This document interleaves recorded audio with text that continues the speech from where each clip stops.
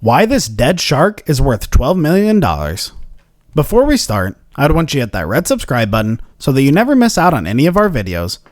In today's Pianit Money, why a dead shark cost $12 million, in other words, we made into the economics of the art world. The agent trying to sell the stuffed shark was the $12 million asking price for this work of contemporary art. Another was that it weighed over just 2 tons, and was not going to be easy to carry home. The taxidermy 15-foot tiger shark sculpture was mounted in a giant glass vitrine and creatively named the physical impossibility of death in the mind of someone living.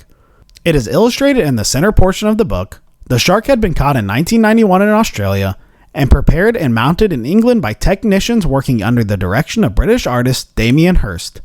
Another concern was that while the shark was certainly a novel artistic concept, many in the art world were uncertain whether it was qualified art.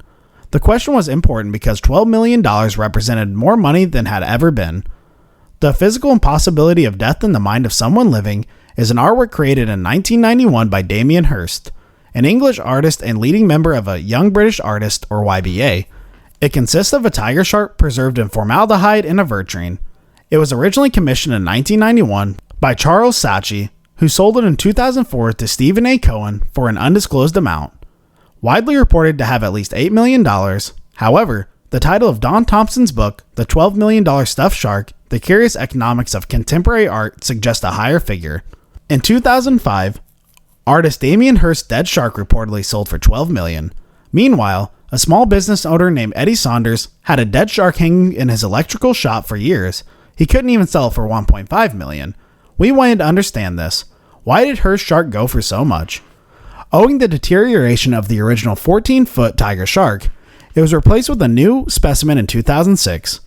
It was on loan to the Metropolitan Museum of Art in New York City from 2007 to 2010. It is considered an iconic work of British art in the 1990s and has become a symbol of Brit art worldwide.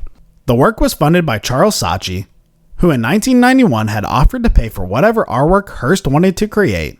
The shark itself cost Hirst £6,000, and total cost of the work was about £50,000. The shark was caught off Hervey Bay in Queensland, Australia, by a fisherman commissioned to do so. Hirst wanted something big enough to eat you. It was centered on a dead shark that was in formaldehyde by Damien Hirst. He named this work of art The Physical Impossibility of Death in the Mind of Someone Living. Plant Money wanted to know how and why this piece of art would sell for $12 million, but a similar piece that was $1.5 million did not sell.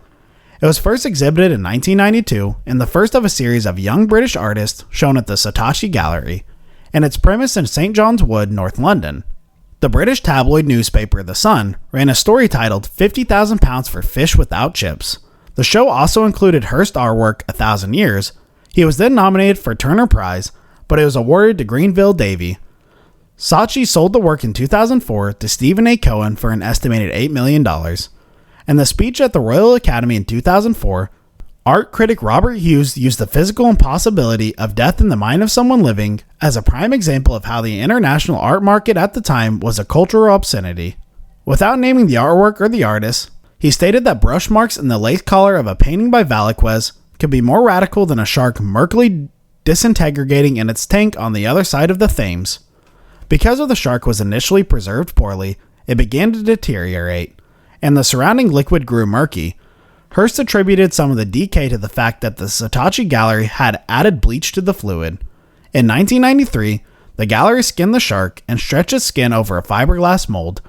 Hirst commented, "It didn't look as frightening. You could tell it wasn't real. It had no weight." That's all for today. I hope you liked the video. If you did, make sure to hit that like button and subscribe to our channel so that you never miss any amazing video from us.